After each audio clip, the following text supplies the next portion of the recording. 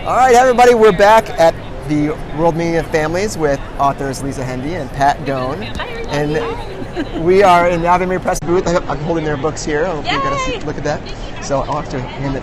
Oh, you got your microphones in your hand. Oh, yeah. So, anyways, a little quick conversation. I know that they're both very busy. They just got finished with their book signing, and there was lots of energy. Lots of famous Catholic people came over and said hi. Catholic moms represent. That's right. We love Catholic moms.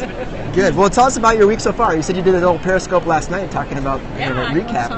What do you think? Oh, well, it's just an honor to be here in the first place, to just be, I liken it to my first experience in Rome when I got to go to a general audience, and you're kind of in this crowd of like 100,000 of your closest friends. Yeah. And we were on the street corner a couple of days ago upon our arrival, and one woman really summarized it in a beautiful way, saying, this is like a family reunion.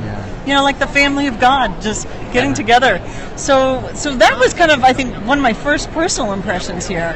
Yesterday was a beautiful day that we capped off, and we shared it in a little Periscope video the other night. Yeah. The patron saints of this conference are Gianna Moller, Saint Therese of Lisieux, and Saint John Paul II. And really kind of a holy special moment for us and for me was kneeling in front of their relics at the Cathedral of Saints Peter and Paul here in Philadelphia. So that was like kind of a prayerful moment that kind of summarized like that we're part of this family of God, not only in this community that we're part of here with the World Meeting of Families, but with the family of God that's in heaven. Yeah.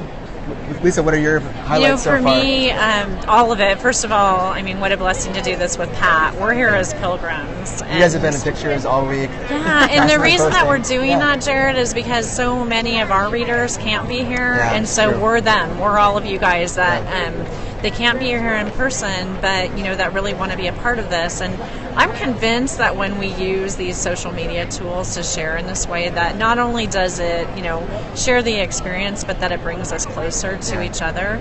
And so for friends that are really literally around the world following us, you're here with us, and we've been interceding. I'm going to start crying. We have been.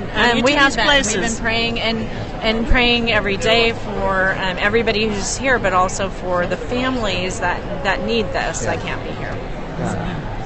And so some of the hashtags, real quickly, what are you using so we can all follow? We're using universally hashtag WMF 2015 World Meeting of Families. WMF. Yes, WMF 2015. We're using Pope in U.S. Yep. We're using Pope in Philly, and we're also using Good is Winning, which is a really special hashtag that you might not necessarily think about, but that's aimed at millennials. It's a little work that we're doing with Alatea, right, Pat? That's right. So really, and somebody maybe who wouldn't necessarily look at a Pope hashtag might see Good is Winning and be curious about it. So we're sharing that. Right. So we're trying to shed light on the things that are good, that are happening, because so often we just get such a negative vibe in the world. But what's happening here in Philly this week is so incredibly rich. So this idea that good is winning, it's not just here, it's not just this week, it's not just the Pope, but that good is winning long term. That's part of God's good plan for us. You think of good news, and you see it just looking around right now, seeing the smiling faces of the people walking by. Yeah. Talk about good is winning. That's beautiful. And one of my favorite moments was today, because I got to go put on my hairnet and go pack meals with CRS, Catholic Relief Services, and even in my little team of people, there were 5 of us, and it was a seminarian from Connecticut, myself, and then 3 high school students, and to be there with them and to really take the principles that we're talking about here and to apply it to concrete service, in really exactly what Pope Francis is calling us to do. It was a real blessing. For those who were not here, so we're in the expo hall, and right over a couple aisles down, there is a CRS kind of station where they are. What are they filling? They're filling meals for. Right, we're making meals for families, and so I was in charge of scooping soy, but we've made these ready-to-make meals that basically all you need to do is put boiling water into them, and then it has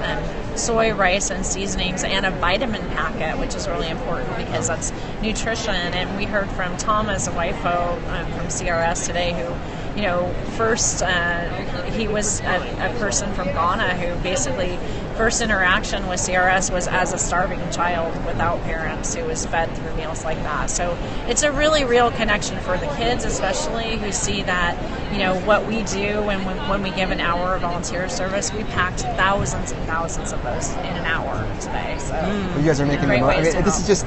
This conference is very different from, we go to a lot of conferences at Ave, and this is just so different. We were all setting up the booth the other day, and over there they were setting up the CRS stuff, and we had no idea what that was, and how different this is from other conferences. Right, yeah, because we're not just about selling books here. Yeah, I know. we're about preaching the gospel, and we're about what God's word does in us, and how we go forth with God's word and God's hope and God's spirit in us. And so you see all these ministries that are doing that and taking it to. And that's why we want to share it too. That's why we're so people. I'm sure everybody's like, why is she tweeting so much this week? Yeah. But it's like the goodness that's happening here. These are the stories that we want told about the church, about our church, and we want to inspire people that they can be part of this too.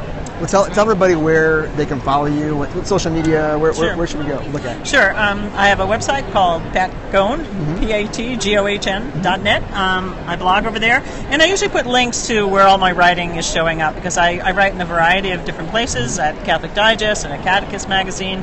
I also have this wonderful book through Ave Maria Press, It's Beautiful and Bodacious. If people want to do retreats, I do retreats for women based on the book and that sort of thing, so they can find me there. I link to Catholic Mom when I write for Catholic Mom, and other places on the web and in print.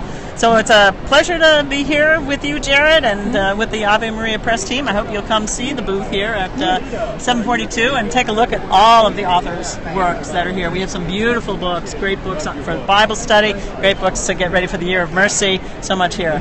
Yeah. Lisa, where can we find you?